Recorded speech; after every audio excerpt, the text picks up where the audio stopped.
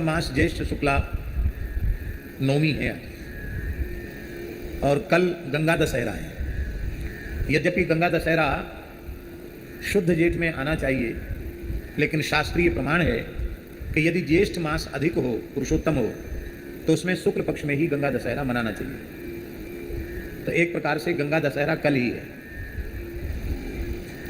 तो कितने सौभाग्य की बात है कि गंगा दशहरा जैसी पवित्र तिथि, फिर एकादशी, पुरुषोत्तम मास की एकादशी तिथि, वो भी शुक्ल पक्ष की एकादशी तिथि हम लोगों को पड़ रही है। ये सौभाग्य की बात है। गंगा दशहरा पे गंगा पूजन करना चाहिए, गंगा स्नान करना चाहिए। और गंगा जी कहाँ थे हमें? हमारे भगत जी तो ब्रज के बाहर जाती नहीं है ब्रज के बाहर। कितने वर्ष हो गए हैं? 40 वर्ष। 46। उसके पहले गए? उसके पहले भी नहीं गए। इसका मतलब गए ही नहीं। तो मानसी गंगा भी साक्षात गंगा जी, और नहीं तो आपके निकट में जो भी कोई पवित्र सरोवर हो, कुंड हो, तीर्थ हो, वही गंगा जी का स्वरूप मानकर गंगा जी का पूजन करें, उस पवित्र तीर्थ में स्नान करें। यह भी संभव न हो सके तो वेद लक्षणा भारतीय देसी गाय, उसके मूत्र में शास्त्रों के प्रमाण के अनुसार भगवती श्री गंगा जी का निवास है। गोमय में लक्ष्मी का निवास है।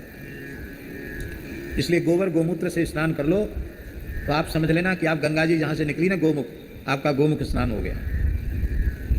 तो ब्रजवासियों के घर में देसी गैया तो है कि नहीं? कि भैंसी भैंसें? भाई भैंस के मूत्र से और उससे गोबर से स्नान करने से कोई पुण्य नहीं होगा। हाँ, पाप भले ही लग जाए पर पुण्य तो नहीं होगा, ये गारंटी है। न शरीर की पवित्रता होगी, न शरीर की शुद्धि होगी। शरीर की शुद्धि तो वेद लक्षणा भारतीय देसी गाय के गोबर और गोमूत्र से होती है। हमारे पुराणों में, हमारे ग्रंथों में लिखा है कि देव कर्म, ऋषि कर्म और पितृकर्म, इन 3 कर्मों में यदि गाय के दूध के अतिरिक्त किसी अन्य पशु के दूध का, दही का, घी का प्रयोग हो जाता है तो वह पवित्र कर्म तत्काल नष्ट हो जाता है। यहाँ तक हमारे शास्त्रों में लिखा है। आपने अपने पिता का, अपने पूर्वजों का श्राद्ध किया और भैंस का दही, भैंस का मठा, भैंस का घी यदि उसमें आ गया, वो श्राद्ध तत्काल नष्ट हो जाए। आपने देव पूजन किया, उसमें यदि भैंस का या बाजार का घी दूध ले लिया, वो नष्ट हो जाएगा। ऋषियों के सत्कार में यदि गव्य पदार्थ से इतर पदार्थों का व्यवहार किया तो उसका पुण्य भी नष्ट हो जाएगा। तो इसलिए ब्रजवासियों से प्रार्थना है कि भैंस आपके घर का खर्च चला रही है, कोई बात नहीं, हमारी बात आप मानोगे भी नहीं, लेकिन वेद लक्षणा भारतीय देसी गाय प्रत्येक ब्रजवासी को अपने घर में रखनी चाहिए। ये भैंसों का प्रचलन अभी हुआ है, बहुत पुरानी बात नहीं है। ज़्यादा से ज़्यादा 100 साल में भैंसों का प्रचलन हुआ है। ब्रज के अष्टछाप के महान कवि श्री शीत स्वामी जी, जो मथुरा के ही चतुर्वेदी ब्राह्मण थे, गोसाई श्री विठलनाथ जी महाराज के शिष्य थे, ठाकुर जी के सखा, श्रीनाथ जी के सखा, तो उन्होंने लिखा, गायन सो ब्रज छायो, बैकुंठ बिसरायो। भगवान बैकुंठ को भुलाकर नंद बाबा के लाला क्यों बने?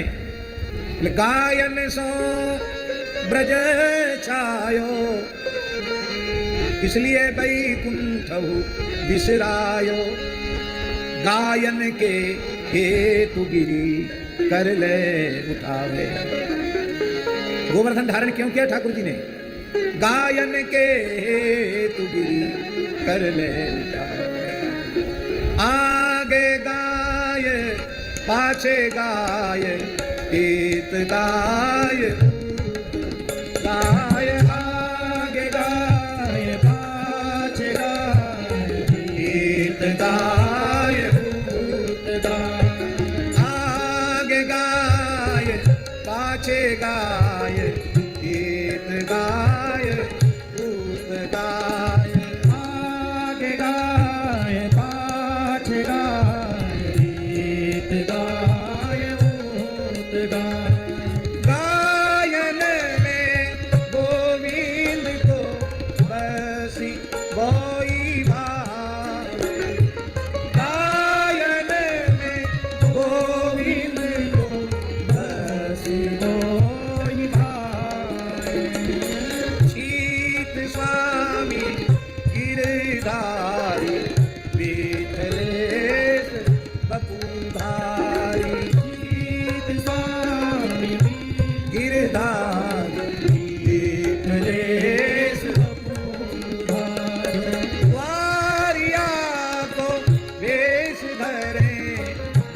गायन पे आवे।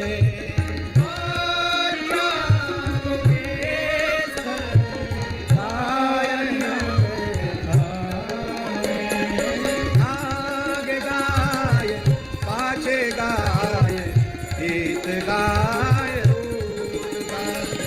आगे गाय पाछे गाय गीत गाय रूप गाय। तो कल सब लोग गंगा दशहरा जरूर मनाएंगे, ठीक है। देसी गैया का गोबर गोमूत्र मिल जाए तो उससे नहा लेना। और यहाँ नंदगांव में पावन सरोवर है और बहुत कुंड हैं। यहाँ कामबन में तीर्थराज विमल कुंड है। जहाँ कहीं आपकी सुविधा बने, मानसी गंगा है, जहाँ कहीं सुविधा बने वहाँ कल